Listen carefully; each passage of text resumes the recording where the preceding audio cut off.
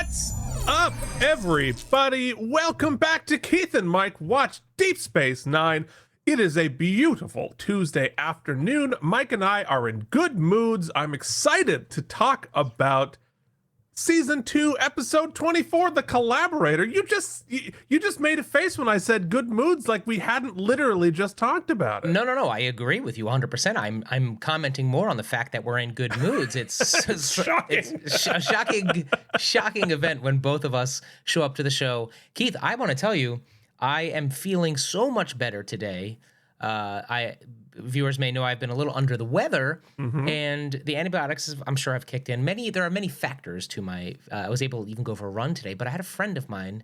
You know, sometimes you have those friends, Keith, and I know you and I can count our friends on this here hand. I have a dear friend, Molly, who heard I was feeling under the weather, and she sent me this honey. It's this special, like, magic honey, and it starts with an M. I can't remember what it's called. I'll put it in the show notes. It's from Amazon. But she heard I was feeling sick. She had really great experience with this specific type of honey when she had strep or whatever it was, and sent it to me, overnighted it to me.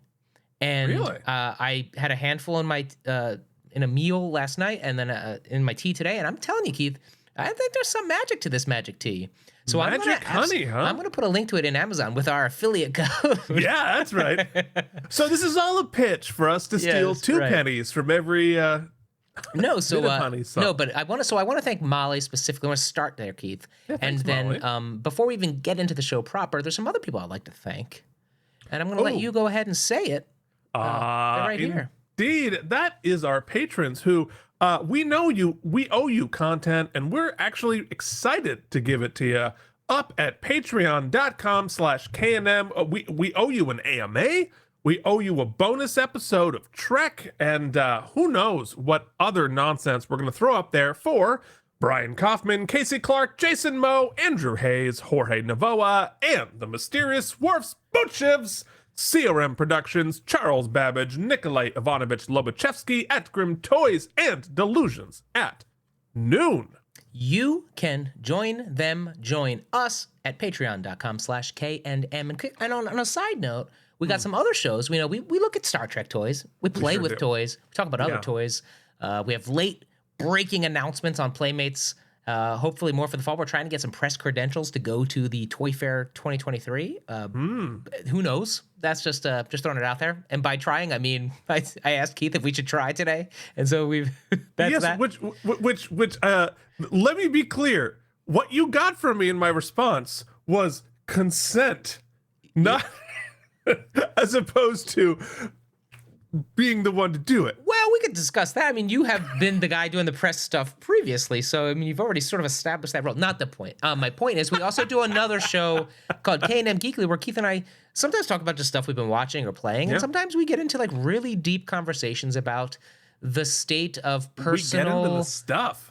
Whatever. You can listen to this week's to see what I'm talking about. But I wanted to just quickly point out, part of that conversation was like, should you fear what you say on the internet? Are you afraid of the trolls and whatnot? And what I'd like to say about the small but mighty audience we've cultivated thus far over a few years, 1,100 strong and growing, is I wasn't worried about that. And y'all have not disappointed. There's been some really thoughtful, measured dialogue, some challenge and some sharing of ideas and some disagreements and some already. So I just am really proud of the voices and the people that we've sort of begun to commiserate with here on the show, and ask you, give a like, give a subscribe, not just because algorithms, but because it helps maybe grow that 1,100 into a few more, and maybe some more voices come into the chats. And it's just a thank you. It was really heartening to wake up this morning and know that we're going to have some cool conversations. So thank you so much. Yes, indeed. All right. Well, with that, I think we should start talking about The Collaborator. Absolutely. Which, of course, aired on May 22, 1994. I was a fresh-faced 14-year-old now, and I was listening to, sometimes I go back into the archives and I listen to the top hits Keith, I know. from It's the big hit of 90s. yours. And I'm like, oh boy, you know what? That I didn't like that very much. But this one, Mike, I swear, I love this song. I swear, right? It was like that. With Kira and Vedek, Bariel and Winn. The Collaborator is a giant galactic Winn. From the depths of space to Bajoran soil. When they betray you, it'll make your blood boil. Wow. Okay. Well, that just kept going, didn't it? But we are all for one here on the show. So I very much, I listened to the whole song. I sang along. That one's a banger. You got to say, that was all for one. It's a banger. Right? It's all for one. I mean, all for one. Yeah. And like, as cheesy as the arrangements are, man, I sang that at full voice driving my car down the roads of Vermont many a time. Oh, yeah, no back doubt. No in doubt. the 90s. All right, well, the top movie was none other than Maverick, starring Mel Gibson, Jodie Foster, and James Garner. I don't think I've ever seen Maverick. No, but you know what's funny? I did see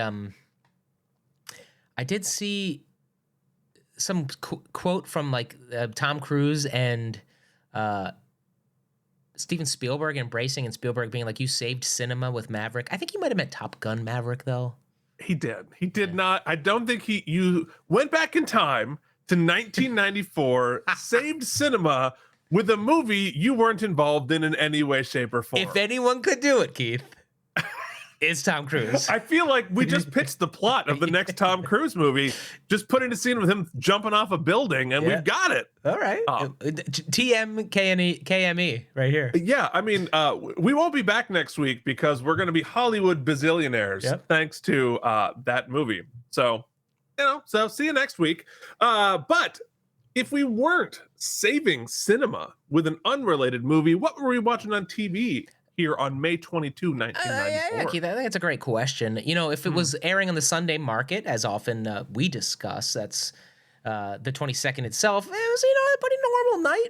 We had America's Funniest Videos, and then, of course, followed by America's Funniest People, followed by another episode of America's Funniest Home Videos, because ABC really wanted to nail that 7 to 9 o'clock, 8:30 block with just... It was really, really cheap. Yeah. It was user-submitted content. You didn't have to do anything. It's like showing YouTube. We say it a bunch of times. It was YouTube before YouTube. Kids out there, we didn't get YouTube. We just had to wait for Bob Saget to tell us what was funny, and let me tell you, he did it. With a nice collection of funny voices. Following that, Keith, ABC had their Sunday Night at the Movies, a classic, City Slickers, which feels ancient, but at the time it was only 3 years old, so it was a big get for ABC. City Slickers came out in 1991, and this is airing in 94 on network Billy television. Crystal. The CBS Sunday Night movie, A Killing in Beverly Hills, Part 1 of 2. So that was the Menendez brothers, I believe. Oh, jeez. Sunday night movie was Seasons of the Heart. No idea what that was. But Keith, what, you ask, if I was watching in that Saturday market on the 21st? Well, I'll tell you. Yeah. America's Most Wanted, deep to my heart. We had Empty Nest. I thought this was a funny episode title. Absence Makes the Nurse Grow Weirder. So, wow. You tell me what that could be. But here's the thing. You never know. If you go back and rewatch it, there might be a cameo from Tom Cruise, who was going back and changing history. He might pop in Quantum Leap style into these shows. You know what? I'm still here for it. You still haven't changed my mind, if that's what we're getting at. And Keith, ABC at the time, this is how many years ago? 20-something? 20 plus? Yeah, almost 30. Well, they were airing their ABC 40th anniversary. I found a commercial. Greatest events in television history, from once in a lifetime. Only the 40th anniversary of ABC. Like Elvis Good and Lord. Frank to TV's most popular series. A galaxy of today's biggest stars hosts the 40th anniversary. Oh yeah, what was that ABC. show called? Saturday, May 25th. I forget. But it's right on the tip of my tongue. Oh no, man, what was that called? It came on right after Roseanne because it was basically Roseanne. Brett. ABC show. I'm going to Google it while you talk, Keith. Okay. All right. Well, luckily, we can save ourselves from the Maybe it got rewritten. That's why we don't remember, by Tom Cruise. Brett Butler, she was in a show, ABC series called Grace Under Fire. Grace Under Fire. All right, now starring Tom Cruise. All right, so speaking of, past and time, the weekly world news headline this week, it was all about predictions about what was going to happen between 1994 and the year 2000. We've got some great news. The doctors found the cure to cancer. Thank God. That's great. Yeah. There's going to be a machine that lets you talk to loved ones in heaven. There's going to be brain It's called chips. church. Uh-huh.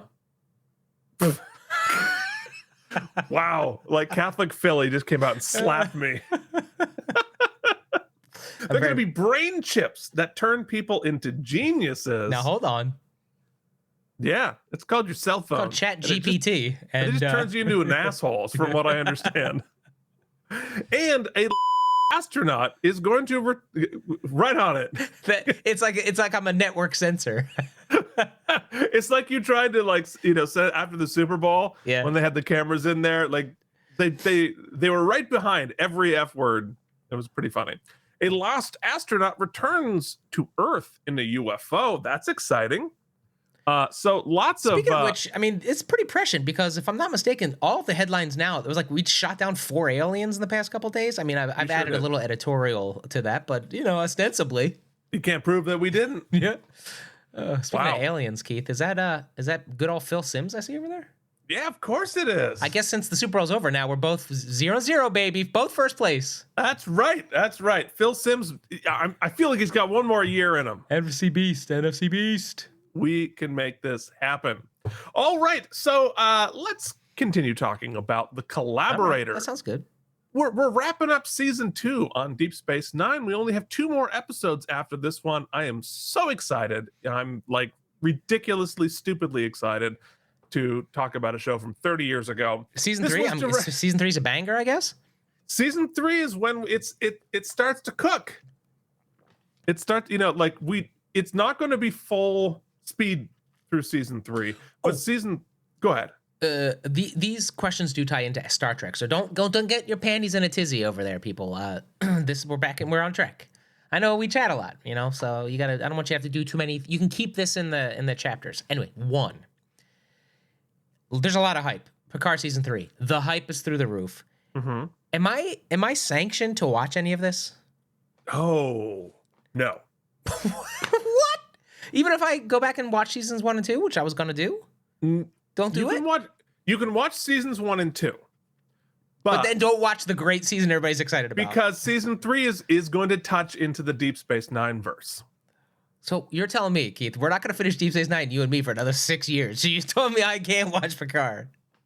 Look, you signed up for this, buddy. Oh, man. What about on the DL? Can I watch it? What do I get? No, you can't watch it on the DL.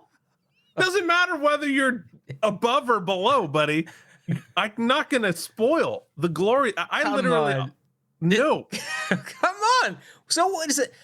I know what's going to happen on The Last of Us, but it's still great. No. Folks, I want your opinions. Oh, yeah. They're going to have my back. You are going to have my back. Someone out there tell me I can watch it. Okay. That's the first question. Not the answer I wanted, let me tell you. I will watch it ahead. And as far as it's clean, I will tell you can watch. But you have to be prepared. I'm going to cut you off. I think it becomes a problem. I think I can consent to that. All right. Partial consent, the Keith and Mike way. That's on the internet. Somebody save that, except for the take out the Keith part. Okay, question number 2. Can you tell Keith and I are in a better mood today? Question number 2. I don't know if you know the specific answer, but by now in season 2 of Deep Space Nine, where we are wrapping up, we're in the penultimate episode. Yeah. They knew they were renewed, right? At this point. Oh, yes. They've been greenlit. Oh, certainly. Yeah, so they're already like starting to churn because this episode starts to be one where you feel like it has legs, like it's gonna. Yeah, they're long playing the setting. What's happening now is going to affect stuff moving forward, which is meaty. It's so not network TV, right? It's so like that's not generally how it's done. Well, and I mean, Trek did it a little bit, but this Deep Space Nine definitely plowed new ground in terms of serialized storytelling in Trek, for sure. And we're coming up. The season finale is going to lay an unbelievable amount of track for the entire rest of the series. Nice. All right. So, but this for sure affects stuff moving all the way to the end of the series. Like what happens in this episode here plays a small role in the series finale in season 7. Sweet. All right. So, anyway, so let's get into it. So this episode was directed by Cliff Bole, who last directed Cardassians, and it was written by Gary Holland, Ira Stephen Bear, and Robert Hewitt, with a story by Gary Holland. This is the first of 2 for him, and 1 of Voyager. But we're going to get into a lot more of that in a little segment I like to sing. Now, Keith, waste your time with trivial trivia. Bing. Yep. Boop, boop. Oh my God, I got to take that away from you. You know what's funny, Keith? No joke. My soundboard died a few weeks ago. That's the only thing that somehow survived. So it's. I am eternal. Yes. Wow. All right. So this is the last episode of Deep Space Nine that aired concurrently with The Next Generation. This would be the only Trek show until January of 1995, when Star Trek Voyager premieres. So, sadly, Tom Villard, who plays Minister Prylar, died of AIDS less than 6 months after this episode aired. He was only 40. Nice. And for those of us who are old enough to remember, which I'm assuming most people watching this, that was a really scary thing and a really scary time. And I am so grateful to the advancements in medicine that makes that a wildly different proposition.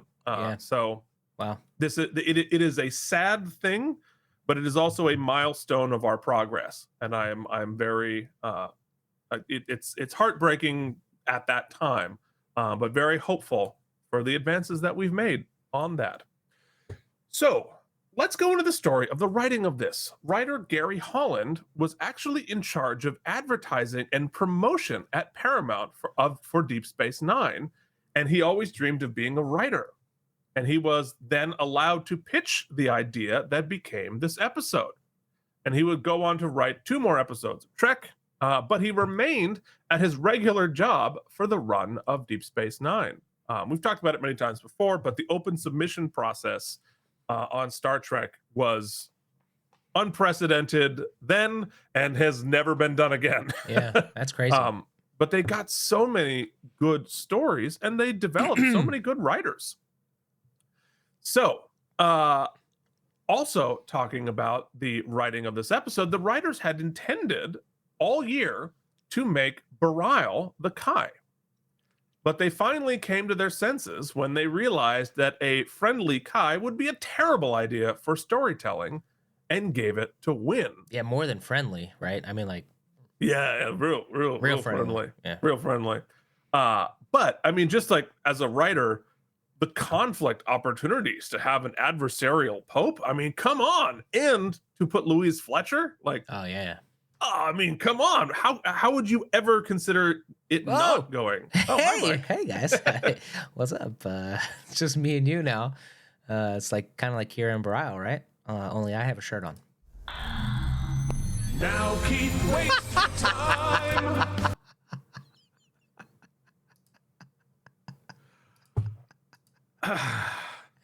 It was going so well.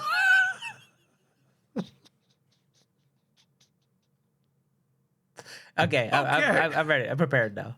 Yep. Boop, boop. All right, so the last piece of this is actually also about Gary Holland, the guy who pitched the story and got to write on it. As a new writer, he did go on to write some other things, but he was, basically a promotions guy. He visited the set during production and viewed them filming the scene with Avery Brooks and Louise Fletcher being so filmed good as they went toe to toe.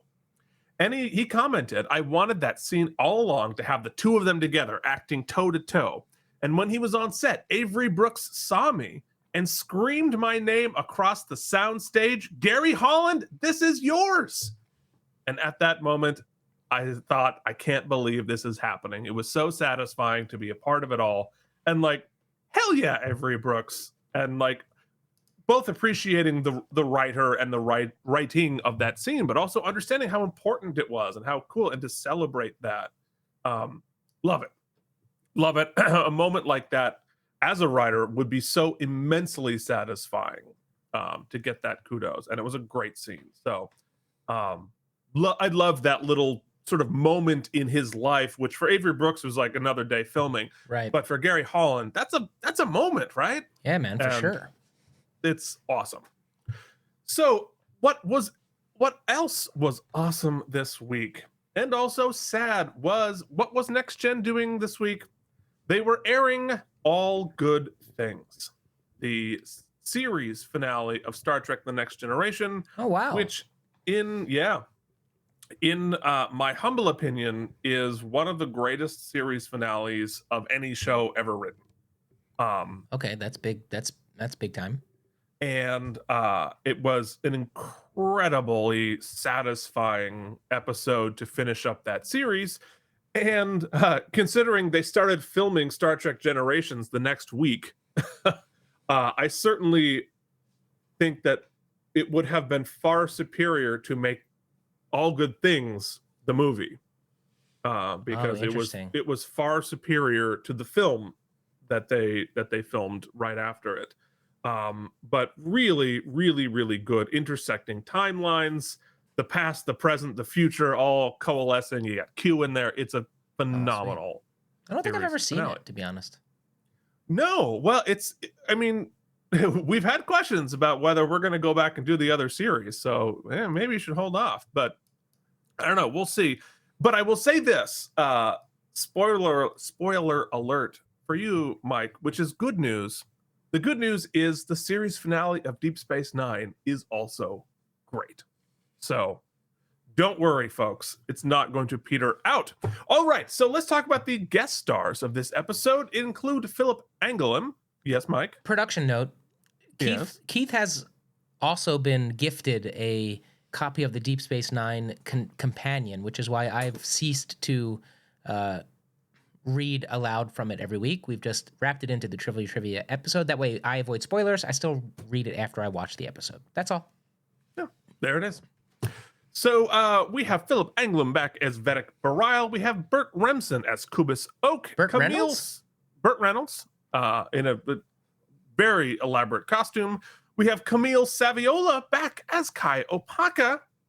And of course, Louise Fletcher as Vedek Winn. All right, let us hop into the screening room and get into it, shall we? Yep, let's do it.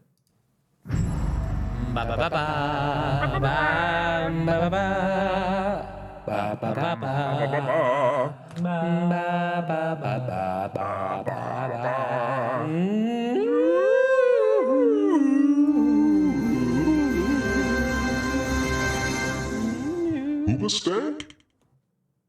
What was that? Did You'll you get... say like Uber steak? Upa stack? It'll become clear soon because there's a joke. I was workshopping in Mike Watches Deep Space Nine, which you can watch by becoming a patron at patreon.com/KNM. And I was practicing that. I unfortunately hit the voice disguise button, so it obscured it from you. So good, it didn't waste my joke. Okay. Well, if we get up a stock, here we go. So in our teaser, we begin with Vedek Bariel walking out of the Bajoran shrine on the promenade. It's deserted and glowy, so we know it's a dream or a vision. Mm-hmm. He bumps into the body of another Vedek who is hanging next to the "You Are Here" in the mall sign. He runs into Kira, who is playing spring ball. He asks her for help. This looks like a 90s Reebok commercial. Those high tops. Yeah, man. Does she have like ankle weights? Pump it up. Remember those pump up Reeboks? Hell yeah, Reebok pumps, bro. Wait, what? What did you just say? Did you just say I had Reebok pumps. Yes, you did. I guarantee you did. I was a Jordan guy. Keith was a Reebok pump guy. I was not. I was an off-brand, generic Reebok. Kohl's brand, pump. baby. But did you just say? Did you just say Reebok pumps? Boo? Did you call me boo? Oh, bro. I didn't call you boo. You lift, bro? No, man. I pump, bro. Yeah, I pump boo. All right. Well, sweetheart, let's continue. She cuts down. It is Valentine's Day. Vedek. Yeah, it's true. And it was Prylar Vek. Then it turns into Bariel. He closes the Orb of Prophecy in the real world, and we go to credits. So our entire teaser is all Dreamyland.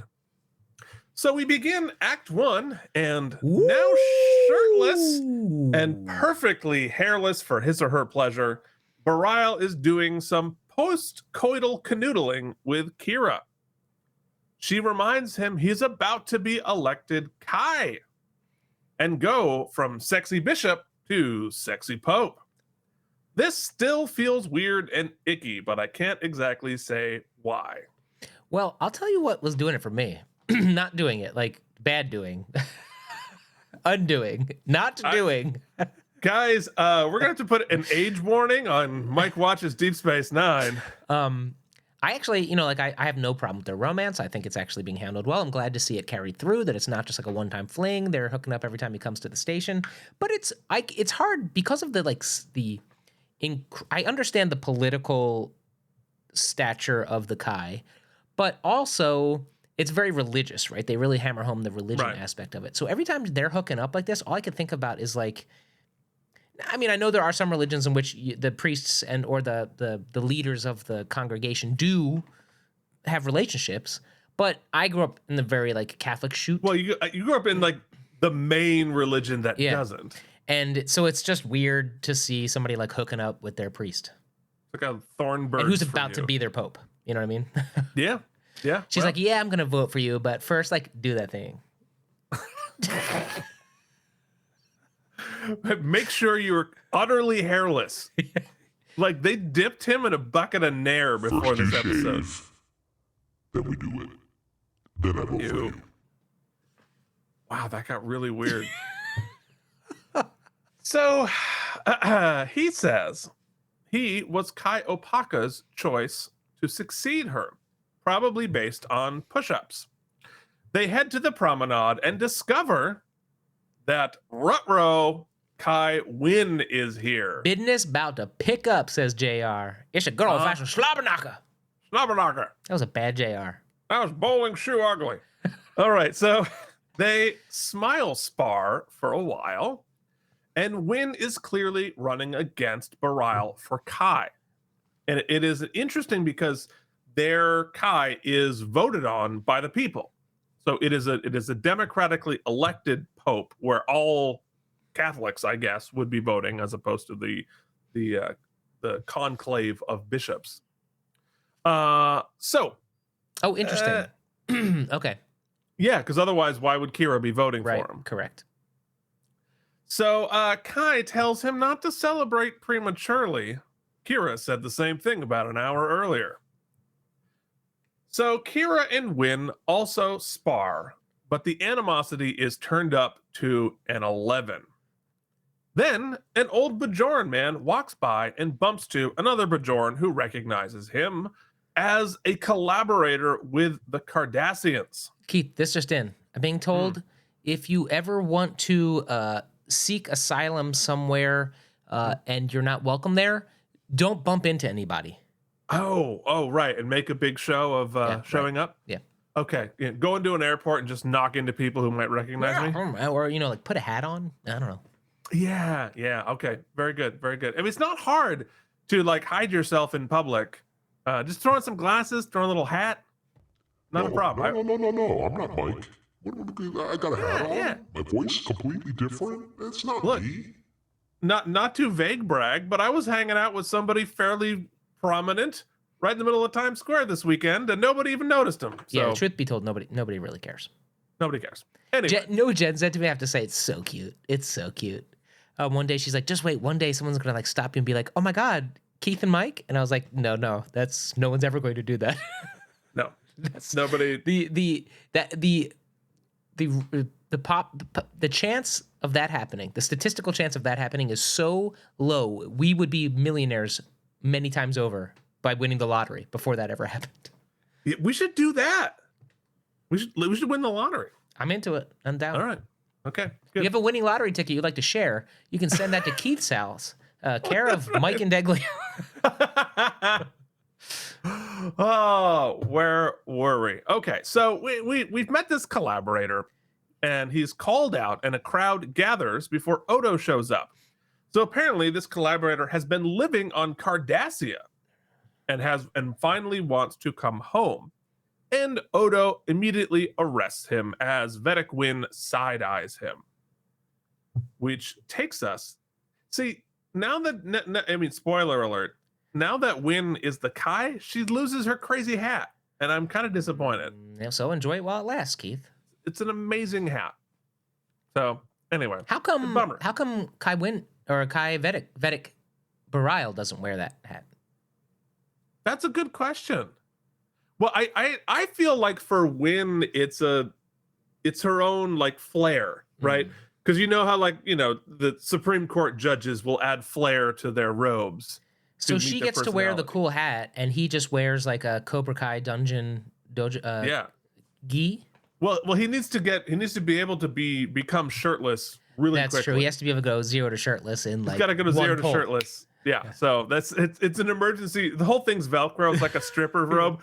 It's just him and his Reebok pumps, baby. So in Act 2, we begin in another vision that Bariel is having, being elected Kai. When, holy moly, Kai Opaka shows up, and she tells him to be strong, and that all that's going to happen is the prophet's will. It is his destiny to follow her. A Vedek hands him a hat box filled with a space snake. When he picks up the snake, it turns into a noose, as if we couldn't hit the metaphor harder. But it's a vision. It's a I mean, in hindsight, yeah, but in the moment, it makes sense. Like that's what dreams are. But he's nervous about something. He's playing on easy mode, bro. So in the real world brig, Odo tells the Bajoran by the name of Secretary Kubis that a mob has gathered outside. Keith? Yes.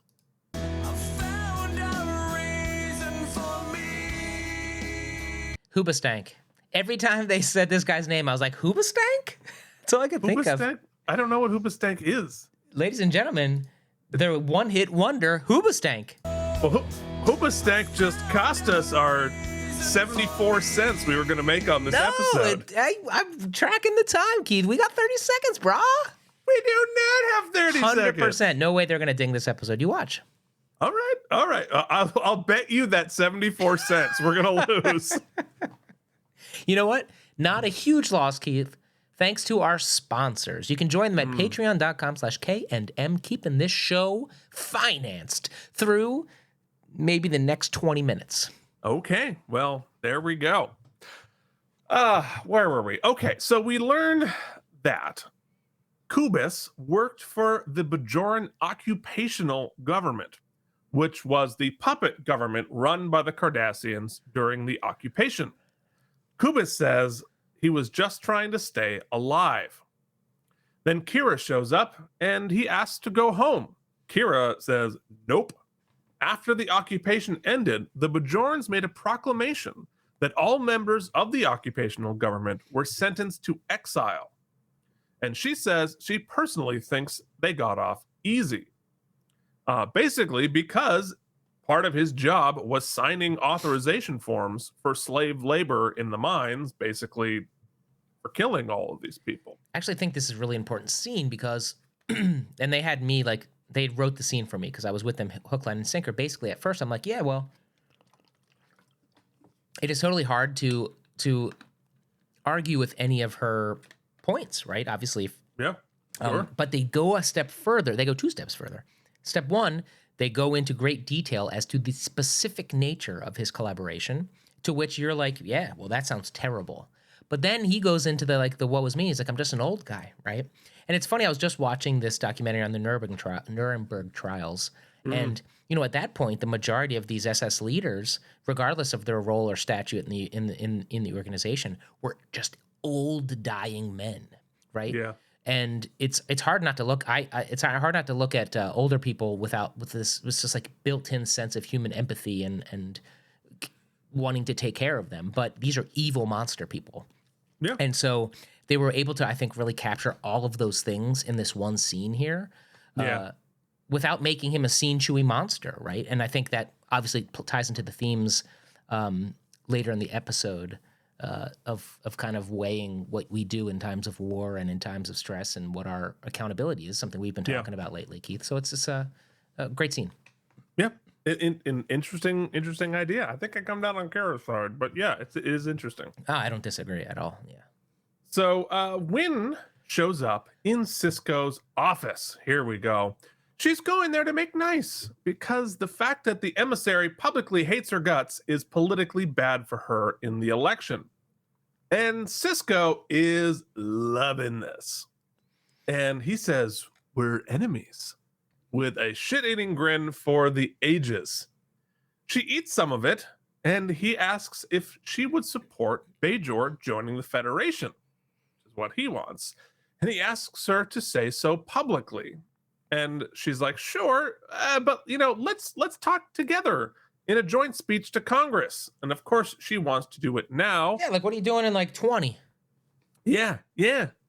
For the tacit endorsement. And he's like, you know what? Let's wait till after the election.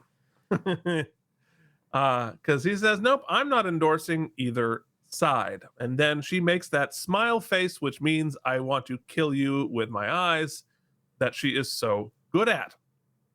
So Odo then calls Kira and says that the collaborator Kubis is leaving for Bajor. Apparently, Winn has offered him. I don't even know who that is. How can you not know who? You never heard that song before? And the reason is you. And the reason is you. When I keep looking for it, all I see is a snake perfume. Is Hoobastank dead? They're like one of those bands. They're like, what happened to Hoobastank? Hoobastank. I still want to know, like, what was the band meeting like? What do you guys think for a name? I was like, yo, man, I've just been like playing with some stuff. What do you think about Hoobastank? Oh yeah, they prefer Space Age Mafia. I still don't really remember the Space origin 8 of Mafia. Yeah, I love that you remember that every time. I get closer and closer every week. You got it in the second try there. That's right. Hey, I was listening to Crash Test Dummies at this time, so I was in college. Where the heck are we? Oh, right. So Kuba is leaving for Bajor because Winn has offered him sanctuary. Kira says, hell no, and goes to Odo. Winn apparently met with Kubis and looked up another collaborator on the computer and cut a deal.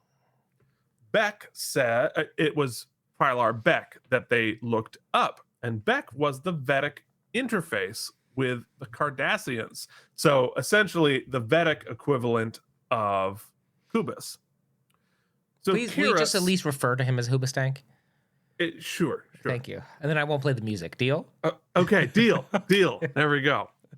So Kira smells what's cooking and asks about the Kendra Valley Massacre, in which 42 resistance fighters, including Kai Opaka's son, were killed because Beck gave their location to the Cardassians. And we know this because he confessed in a suicide note, and he was the one who hung himself on the promenade. Winn shows up and asks to speak to Kira. She wants to know why Kira stopped her ship from leaving. She demands to be let go, and Kira says, you can leave whenever, but I'm not letting Kubastank go. Winn says, okay, let's dance. And Kubastank has gotten his sanctuary in exchange for the man actually responsible for the massacre. And they used It that cool camera angle I called the Batman villain, and then JD gave us a solid and told us what it was actually called that I've since forgotten. Crane? It's the I used to know this. Well, JD will correct us again. Yes, I'll try to look it up. I know this. Whatever. This is the important part. She says it wasn't Beck alone who told the Cardassians where the resistance fighters were. He was ordered to do it by Vedek Bariel.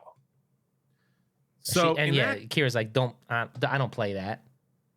No, she's not going to buy that for a second. You and your hat, which will never be used again. It's so sad. What a great hat. So in Act 3, Kira says, you know what? This is just a power grab. And Winn says, we can't elect a collaborator, duh. Kira naturally says, prove it. And Winn, very clever, says, you know what? Why don't you investigate?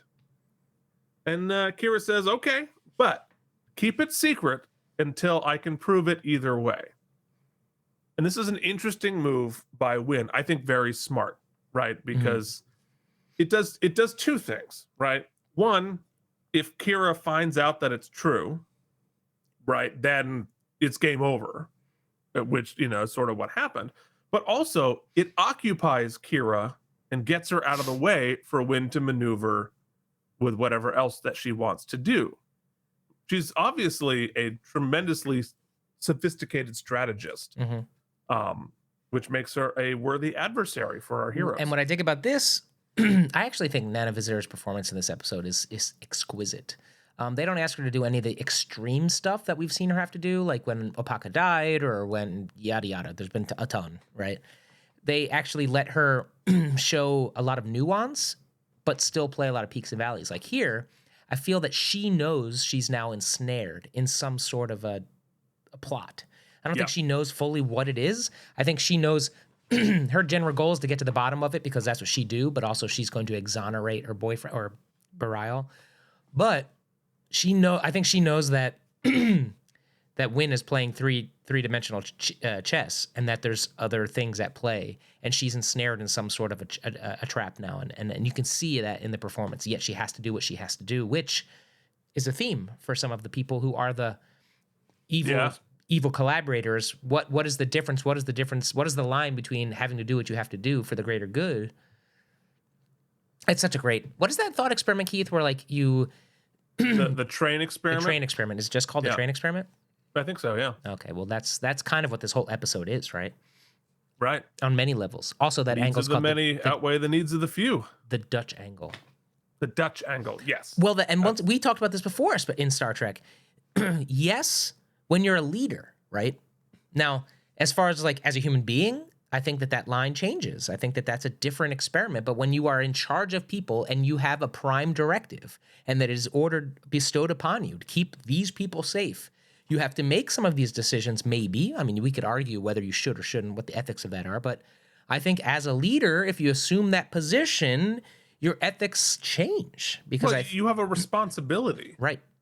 To make the impossible choices. I don't want to, spoilers, whatever, but like we then have to get into the conversation of like, did Opaka do the right thing?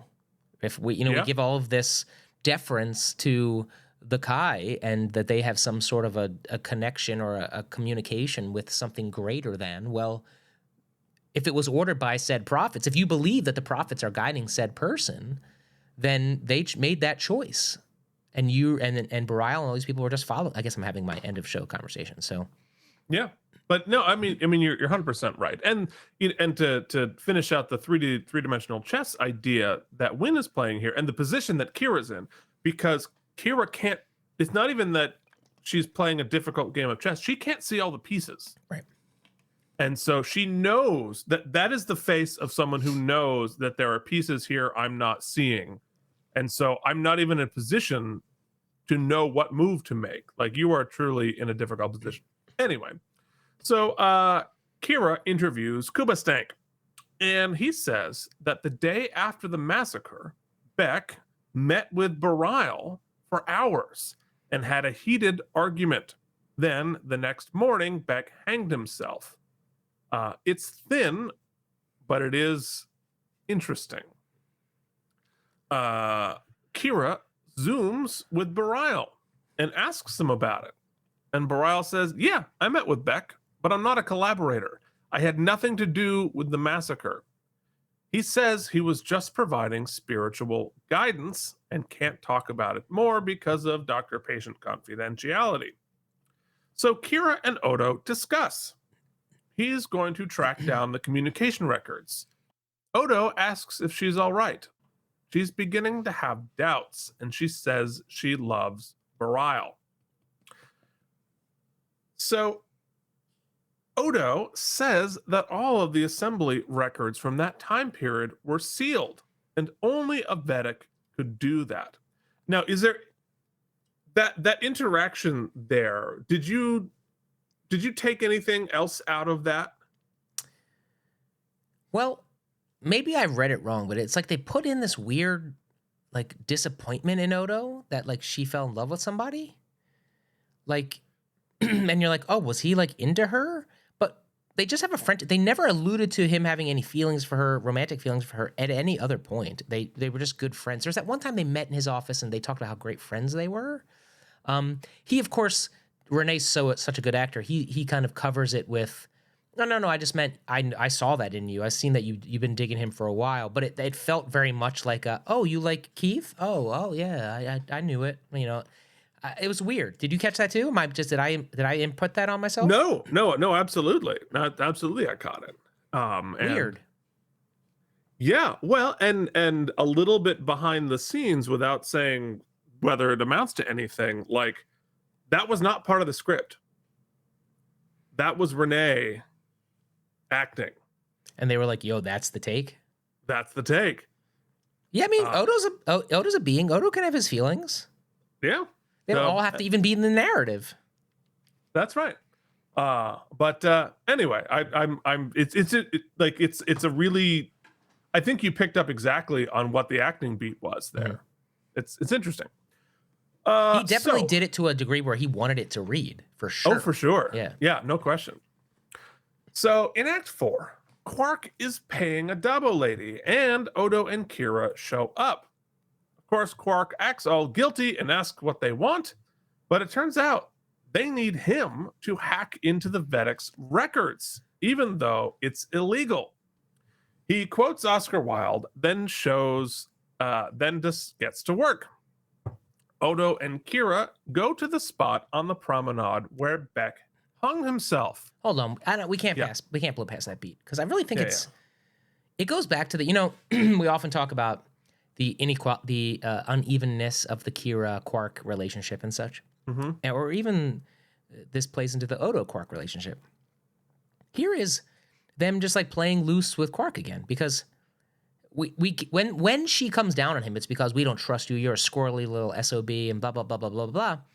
But when it serves our benefits, like ethics be damned here. Clearly, they're breaking into confidential communications. Yeah, and we're having a back channel do it, and we don't want any questions, and we just need the information. Like, yo, that's head of security, and and Kira, who's kind of high and mighty in some regards when it comes to this type of thing, and Quark, and so I hope my hope for Deep Space Nine is at some point they have an episode where Quark keeps the receipts, and they come down on his butt, and he's like, "Yo, just as a reminder, here's a checklist of all the SHIT, all the I've done for y'all.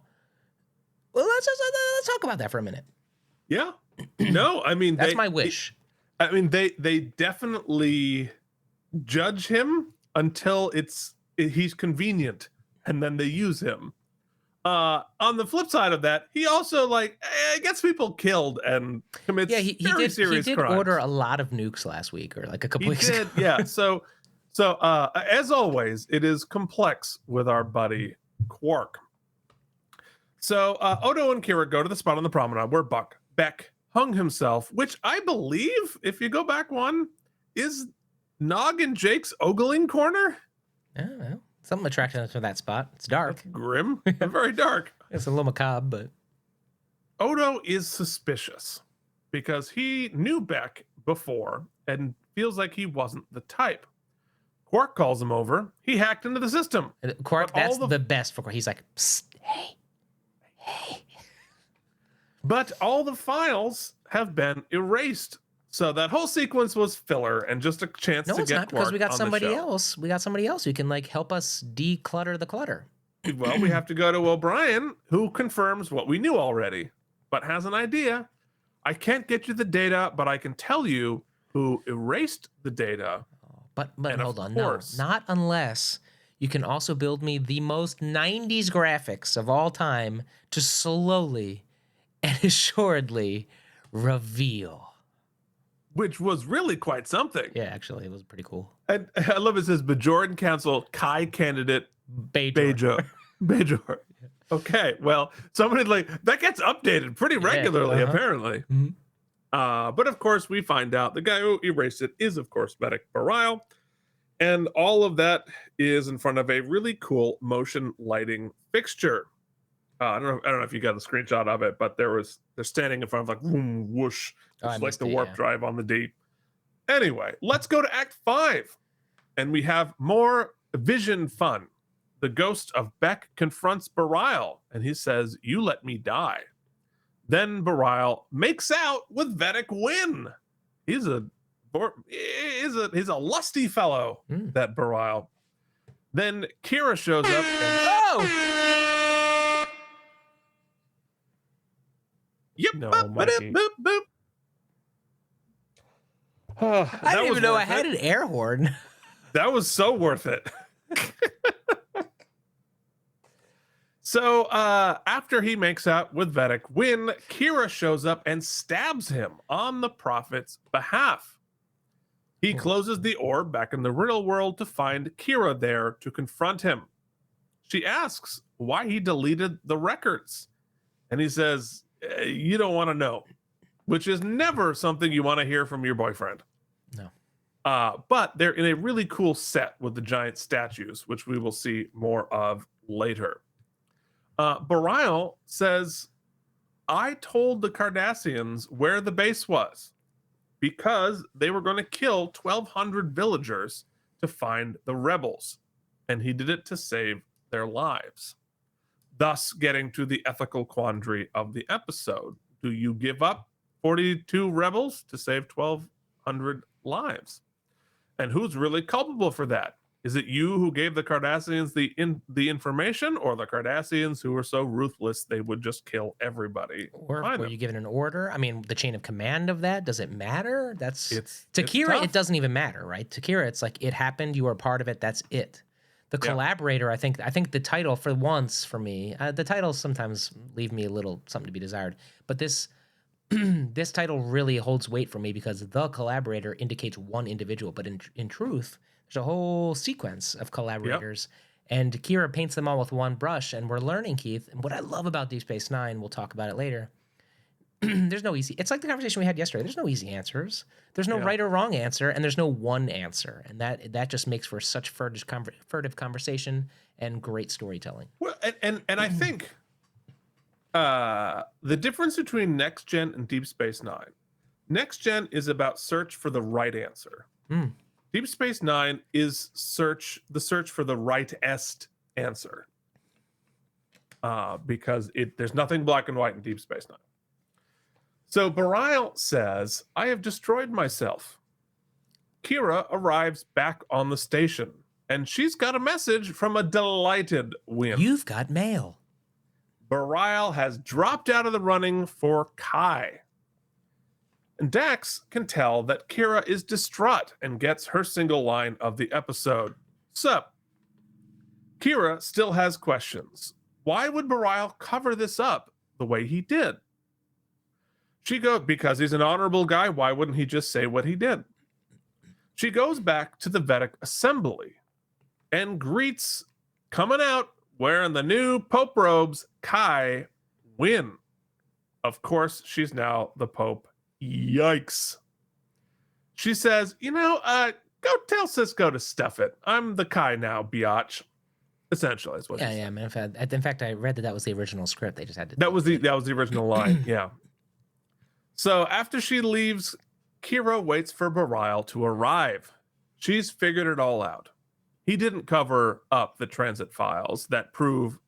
He didn't cover up the transit files. The transit files that prove he wasn't the collaborator. He wasn't there when it happened.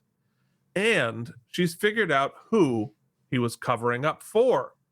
It was Kai Opaka herself. She knew where the cell was because her son was in it. And she sacrificed her own son to protect the rest of the people. So, therefore, at the end of the episode, Winn is now Kai, and Kira and Bariel are good to keep banging. So, lots to discuss. Huge, cool set they built for that. Yeah. Because all those statues and stuff, those columns, that's practical. Yeah. That's I mean, cool. it's obviously just like plywood and styrofoam, but it looks great on set. All right. All right. Well, let us talk about this episode. But quick, we have one single vocab question. And now it's time for Mike Indeglio's Star Trek Vocabulary Quiz. Mike, this is important for our plot. Mike, what is the Bajoran occupational government? I guess they allowed the Bajorans to have a semi-functional government during the occupation who had to make decisions, or was it operating in secret? I can't recall. This was the puppet government set up by the Cardassians to rubber stamp their monstery. Yeah. Okay. Great. Thank you. All right, let's come along home.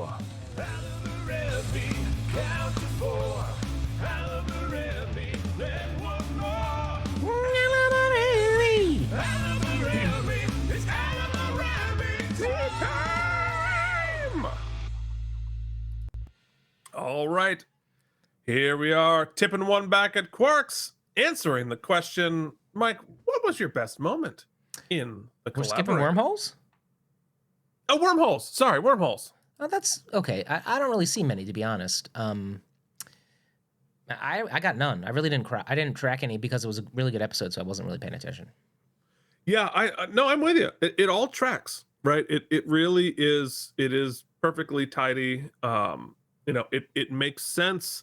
The dilemma, I guess if we think through the machinations, the Vedek on the station who killed himself, Right. and confessed to doing it, killed himself to protect Winn. Right? Opaka, right? Wouldn't you think? I mean, Opaka, not Yeah. Winn. Yeah, sorry, Yeah. Opaka. Right. So he killed himself to protect Opaka. Right? Opaka, Question is at what point so Bariel knew at that point, right? Because the guy told him what he was going to do, and he probably tried to convince him not to kill himself, would be my guess. probably. But then he just kind of once the guy was dead, Bariel decided for the good of the people he would allow Right. that guy to take the fall. The guy's motivation to protect Opaka made sense. Yes. So I'm going to do that too. And Bariel tried to protect Opaka, continuing by saying that by dropping out of the race and sort of And taking the fall for it. should the information that Winn the collaborator had, tried to drop this 11th hour information to ruin Bariel. Akira's point was sound in the beginning. I guess chances it probably wouldn't have swayed the election anyway, because this guy was a traitor and because the evidence was very flimsy. But Well, I think the opposite. I think had this come out, Bariel would have been he would have lost the election, but he also would have been disgraced and thrown out of his Vedekdom and all kind of stuff. And he made a deal with Winn, basically saying, "I'll drop out if we don't pursue this." 100% agree with you. I'm talking about even before that, when Winn first brings it to Kira. Yeah. At that point, she only had some a statement from this Right, very disgraced dude. It was thin very stuff, flimsy. So yeah. I think had Kira not intervened and done the investigation, there was a potentiality that Winn would have exposed this the day before the election, but they wouldn't have caught enough ground to Right. actually. It may or may not Right. have worked. So it's interesting that Kira, that Winn, when she looks like she's like, ooh, I do think she thinks the prophets led her to Kira because it was that Kira held the ship, and I think Kira's intervention was sort of What sealed the deal Yeah, for her? it Sure, does. and that really gets to the interesting question, right? right because Kira then becomes the it factor. Her pursuit of I need to nail these people actually ends up discrediting getting the best Kai for the Right. people, keeping her relationship. Well, I mean, I guess she gets it anyway, but potentially ruining her relationship. She actually does harm to the big picture if you play it out. Is Kira the collaborator? Ah, interesting. And my thought is, and I think what you brought up there is, okay, is Winn orchestrating this because she's playing three-dimensional chess? I think obviously that she is, right? And But I think she's also an opportunist. Well, she's an opportunist, but I think part of the reason she chose Kira was because she knew Kira was gonna, go all the way and find out what happened, and that she was going to tell the truth no matter what happened, and sort of gave that legitimacy, and sort of like if it was true, right? Kira would prove it, and that would guarantee me the position of Kai. If it's not true, then I can discredit her and spread the rumor and see what happens. But the real question is in Winn's motivation, Right. or is her motivating thing? Is it naked ambition, or does she genuinely believe that her ascension is the will of the prophets? And what percentage of which is both? And I think that's going to be an interesting. Well, yeah. Let's play it out. That's not what I want to do. We're just not talking about this. But let's play it out further because it's interesting. Not only that, but they can't think she's too evil because at the end, even Bariel is like, we gotta help her. We have to help her see the light. She's the Kai. We have to. So he believes that the will of the people is sound and that she is the rightfully elected Kai. It's a peaceful transition of power, unlike we've seen before. But at the same time, is that giving too much deference to? Is that just protecting Oppo? Like, there's so much nuance. There's so much to it. It's but awesome. for Bariel, in his visions, Opaka said, "What happens is the will of the prophets." Yeah, that's right. So he's like, I don't know where this is going. I don't know what level of evil she is, but her ascension is the will of the prophets, and I accept that. Which is actually, if you look at it from his vantage point, well, my visions told me that this was going to, it sucks I'm not in power, but it's actually kind of nice because I don't have that pressure. Right. It's cool because it's also what was destined to be, and I don't have to sell out Opaka. I'm not in trouble, and I get to keep getting laid. Well, there's It's like a triple win for him this episode. I mean, sort of, except for like your whole dream is to be the Pope, and you don't get to be the Pope. Yeah, but I mean, I guess so. But yeah, I mean, it's really. This is a really complex series of machinations for power here in Bajor, which has been a story several times, but this one was the most clear Yes. and concise and had the most stakes because of the groundwork we did introducing us to Winn and to Bariel. Yes. So that we knew it wasn't a new character they put in, like, oh, it's going to be Evil Pope. We've never met her. Well, we know they this spent the lady. time creating Evil Pope. So now, even now that I'm questioning, I'm like, well, maybe she is, maybe even all the nuance they played this episode, because even though she was cagey with Ben and stuff, and we kind of knew what was going on, and at the end, she's like, oh, I don't need. There was enough of her potentially expressing legitimate desire to be copacetic, potentially. For the greater good of Bajor, not just her ambition. That for sure. But we know that, like, we've seen the evil side, so we're like, because she's conspired with Langella to be canceled. Well, but that's the best version. All great villains believe they're the good guys, right? I believe that she genuinely is devoted, and she genuinely does believe. At the same time, she's all of these nakedly ambitious and whatever. So it just makes for a great character because So that brings me to my favorite moment. So yeah, let me pinpoint not the best moment. So many great moments. I think the resolution, Kira, the whodunit when she spins the yarn in that last scene with the last couple scenes with Bariel with a B, are excellent. But my favorite scene, I think, even though I liked the Odo scene or the Quark scenes too. But anyway, my favorite scene is Vedek at the time, Winn, and Ben Sisko in that office. Because they both have shit-eating grins, and they both just they're oozing contempt, but they're playing nice. And it was shot so well. They had some Dutch angles, and then they had some just like pure face-to-face angles on the wide. It was so good, so juicy, so much. And just Ben Sisko, every one of us, you and me both, would have played that scene with like stern. I know your tricks, but not Ben. Avery Brooks was like, you know what? I'm going to smile the whole time. He goes, Vedek Winn loved having the upper hand over Winn in that moment. So that's my favorite moment. Yeah, no, I totally agree with you. And just for the sake of variety, I will say the similar scene between Winn and Kira. Yes, when great. Winn first shows up on the station, and Kira's like, I'm calling extra security because remember last time you were here, you tried to freaking assassinate Bariel. Yeah, and also like blow up children for you. And like, I know you did it, and you know you did it. Neither one of us can prove it either way, but like, I see you. Wait, so what happened to Matlock, by the way? That old guy that was like the guy who looked like Matlock. I guess he didn't get to go home. Yeah. No, I don't. I hope not. Send him back to exile. Yeah, we really. But he was just speaking about like his role was just to basically sign the paper.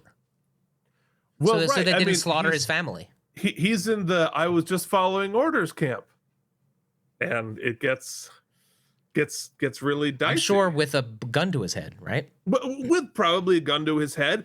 Well, but it's two-handed, right? Absolutely. You've got gun to your head, and we're gonna give you money and quarters and treat you better than everybody else. Right.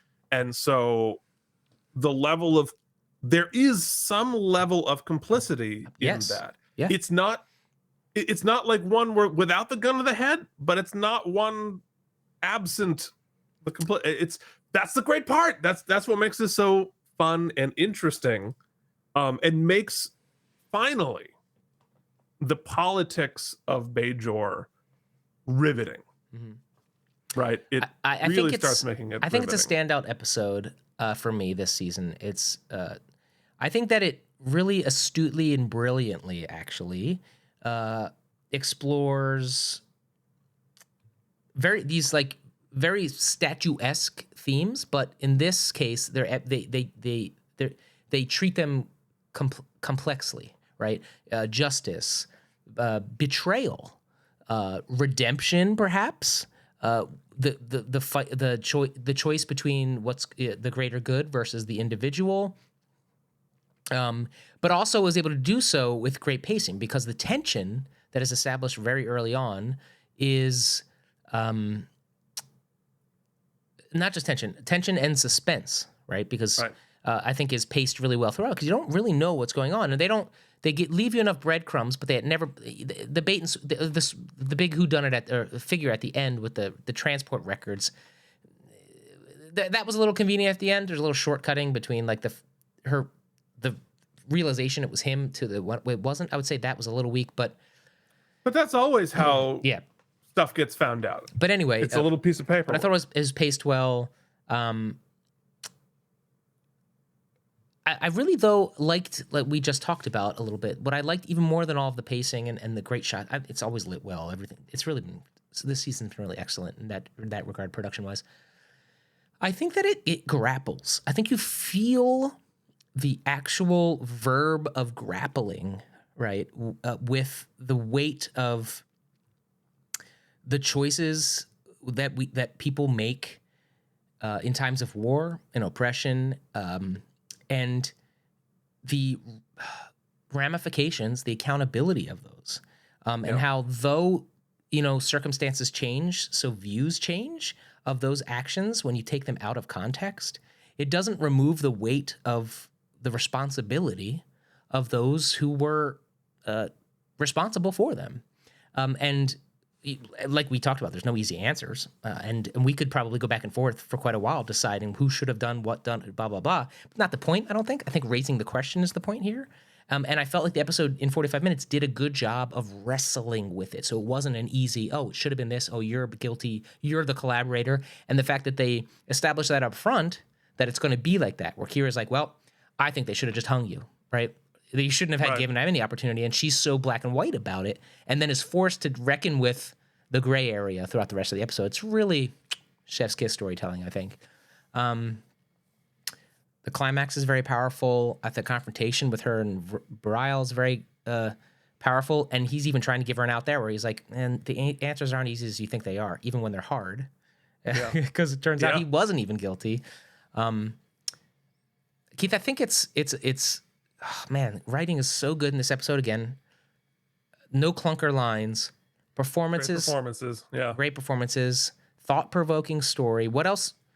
It's going to resonate. Look, we were talking about it yesterday on Geekly. I mean, these are concepts that we could talk. We are talking about 20 some years later, just as fresh.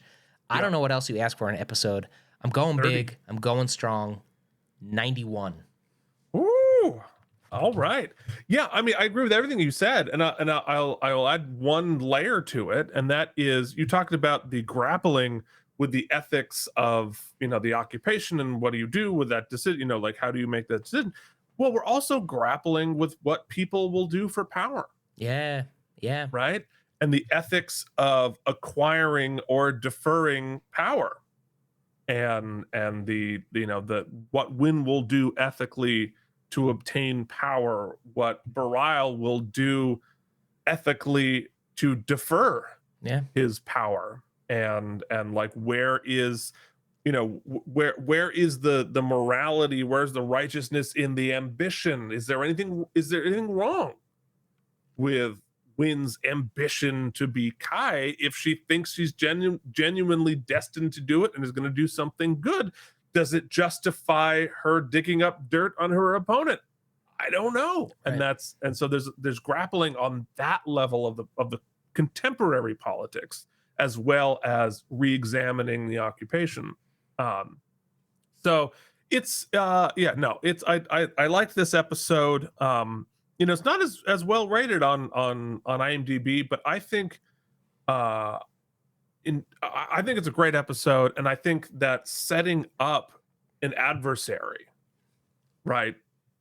Like I don't think I'm spoiling anything to say. Like, hey, Kai Winn's gonna stick around for a while, Right?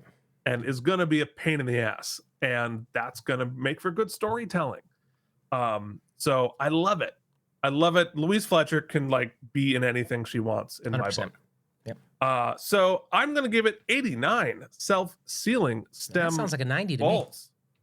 Me. It's an average of a 90. So there we go. We've only 2 more episodes from season 2 of Deep Space Nine. Next week we're going to be discussing Tribunal. Ooh, that sounds which is big. an entire episode built around a throwaway line from an episode earlier this season. They mentioned something casually and like, you know what? That's an episode. All right, I'm in. And thus becomes this episode. And next week, the week after that, the season finale. Hold on to your season butts. 2 of Deep Space Nine, the Gem Hadar. So Isn't that Klingon? hold on to your butts. Is that a Klingon something? Like the Klingon fighters? Or that's something different? Nope. It's something we have not seen Okay. yet. But spoiler alert. Uh-oh. So here we go. I'm so excited. We will see you back here next week with Tribunal. Thank you for watching. Check out our other shows. K&M Geekly. Look at my Star Trek toys. We also have our little, we're playing that game. Check out our Patreon at patreon.com/KNM. I will never know what that game's called. Final Unity. Final whatever. Unity. Yeah. It's the final whatever. So, so check out all this stuff. Give us a like, give us a subscribe. If you're listening to the audio version of this, please give us a rating and review on whatever podcasting service you're listening to. Uberstank. This has been Keith and Mike. Watch Deep Space Nine. Thank you for watching K&M Entertainment. If you enjoyed our particular brand of nonsense, please like and subscribe.